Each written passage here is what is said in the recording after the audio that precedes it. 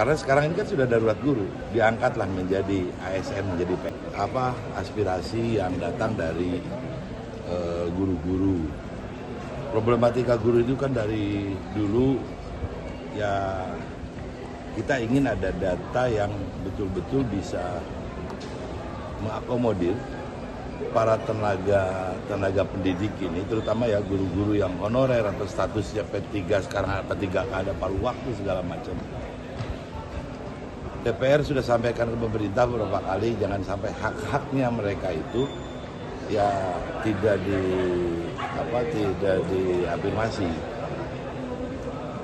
Datang ke sini kadang-kadang sertifikasinya yang telat, kemudian juga mereka tidak masuk dalam pendataan untuk terima insentif. Nah, kita tidak ingin seperti itu. Baik guru yang di lingkungan Kemendikdasmen, guru yang di lingkungan Kemenag, semua mereka kalau kita ingin usulkan ya karena sekarang ini kan sudah darurat guru, diangkatlah menjadi ASN, menjadi PNS.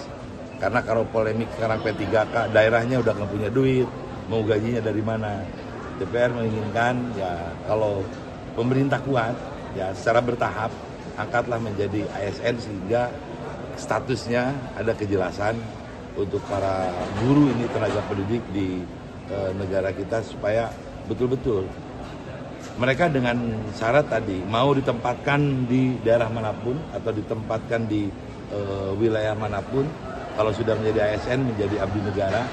Dan ini harapan dari semua guru-guru seperti itu ya. Langsung pengangkatan atau harus seleksi lagi Kang kira-kira? Ya jelas kalau proses seleksi kan ada dilihat dari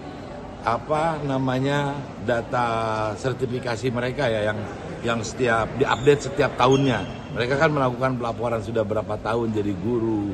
Dan nanti kita bicarakan di sini ya bagaimana skemanya supaya guru-guru ini punya kepastian dalam statusnya di negara kita ini. Tapi lebih baik idealnya harus dalam secara berjenjang lewat seleksi itu tadi atau bisa Betul. pengangkatan Kita langsung? dilihat ada yang bisa pengangkatan langsung, yang sertifikasinya udah lama kan bisa. Kalau misalkan yang masih baru-baru melalui proses seleksi, yang pasti secara bertahap kita inginkan ya ke pemerintah berikan kepastian hukum, kepastian status kepada para guru itu diangkat menjadi ASN. Menurut dari sisi kondisi kekuatan fiskal itu gimana, lalu apakah di pembahasan APBN ini akan dikonsiderasi? Makanya database-nya tadi itu ya dikatakan darurat guru ini terutama yang di wilayah-wilayah pulau terluar. Bahkan di wilayah Jawa juga kalau misalkan sekarang kita lihat berapa jumlah guru yang pensiun. Ya, kita melihat ini di daerah kesulitan. Untuk mengangkat seorang kepala sekolah, ini kan harus ASN. Sekarang yang statusnya ASN ini sudah pada pensiun. Banyak kepala sekolah-sekolah yang kadang-kadang dirangkap 2-3 sekolah SD aja. Itu dirangkap oleh satu ASN.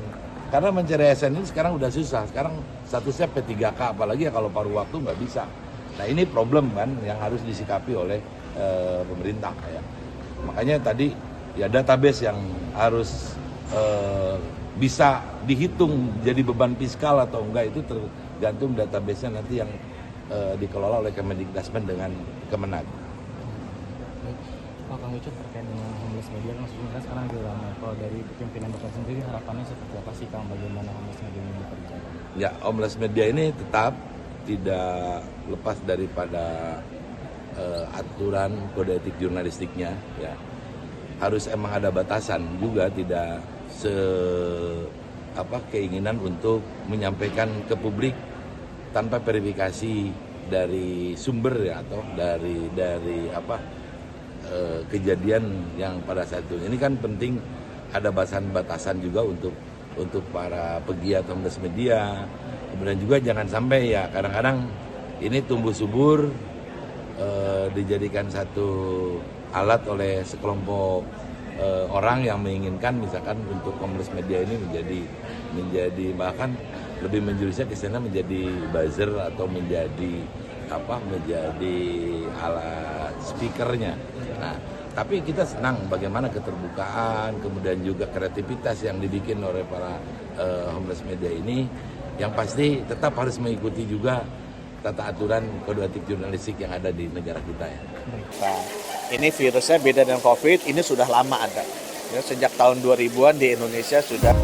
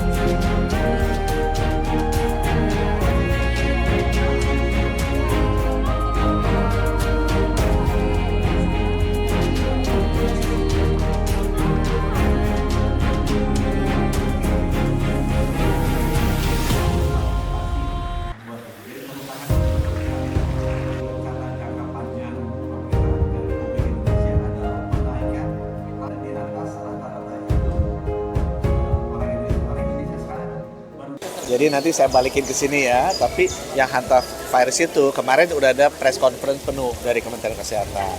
Ini virusnya beda dengan COVID, ini sudah lama ada. Ya, sejak tahun 2000-an di Indonesia sudah teridentifikasi ya. Dan sekarang kita terjadi di luar negeri itu terjadinya variannya berbeda dengan yang ada varian di Indonesia. Sehingga di sana menyebabkan kematian tinggi, kalau di kita tidak. Yang kita lakukan adalah surveillance-nya diperbaiki, kemudian kalau ada yang ketahuan kena, seperti selama ini tiap tahun ada yang kena ya 10-an, di bawah 10, kadang-kadang juga naik jadi 25, itu bisa dikirim ke rumah sakit sudah tahu cara mengobatinya. Tapi yang penting buat saya, itu tadi ya, para wartawan-wartawan juga pastikan nanti kalau makan sama minum yang sehat, pilih yang A sama B. Kalau D boleh, tapi seminggu sekali. Pak, kemarin kan ada kontak erat WNA 1 yang isolasi mandiri di Jakarta Pusat. Nah, itu mitigasinya gimana, Pak? Apakah tracing-nya mungkin biar tidak menularkan? Bagusnya, karena Indonesia sejak COVID itu sudah makin bagus surveillance-nya, kerjasama internasionalnya. Tanggal 7 Mei, kita dikasih tahu dari Inggris bahwa ada warga negara dia yang ikut di kapal, kemudian kontak erat dengan salah satu yang positif terkena. Orang itu kebetulan kerja di Indonesia, jadi dilacak sama mereka, udah masuk ke Indonesia. Kita cepat kita kejar, kita tahunya tanggal 7 malam tuh. Tanggal 8 kita identifikasi, kemudian kita periksa, kondisinya baik-baik saja, tetap kita ajak ke Rumah Sakit Infeksi Kementerian Kesehatan di Sulianti Saroso.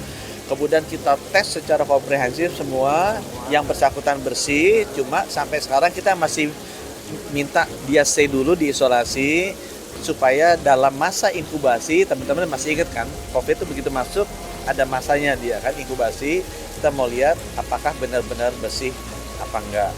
Jadi sudah dilakukan, sudah kita identifikasi, sudah kita tes negatif, dan sudah kita isolasi.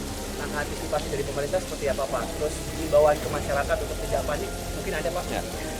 Yang pertama adalah beda dengan COVID, virus ini menularnya sangat susah. Sampai sekarang penularannya terbukti terjadi melalui tikus. Ya. Jadi dugaan kami kenapa terjadi di kapal, karena di kapal itu kurang bersih sehingga ada tikusnya. Nah, tikus ini kan kalau dia terkena hantavirus, dia bisa ngeluarin kotoran, dia bisa ngeluarin buang air kecil, kemudian kalau dia gigit kita, di situ penularan terjadi. Jadi bukan seperti COVID yang kita ngomong kemudian langsung tertular. Ya. Hanya di Amerika Selatan ada satu varian yang benar-benar kalau kita setiap hari ketemu ya seperti keluarga yang tidur satu ranjang itu bisa tertular. Tapi sebagian besar 99% penularannya terjadi melalui tikus. Jadi pesannya cara yang paling baik menghindari adalah pastikan rumah kita, restoran kita, tempat kerja kita bersih dari tikus. Ya. Sempat dikategorikan sebagai salah satu virus yang berbahaya nggak sih? Hantavirus ini fatality rate-nya kalau yang strain-nya di Amerika Selatan itu menyerangnya ke paru itu tinggi.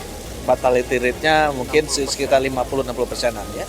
Tapi kalau yang beredar di Asia, Hanta itu nama sungai di Korea ya, yang beredar di kita itu datangnya dari Korea, itu menyerangnya ginjal. Itu fatality rate-nya lebih rendah antara 5-15.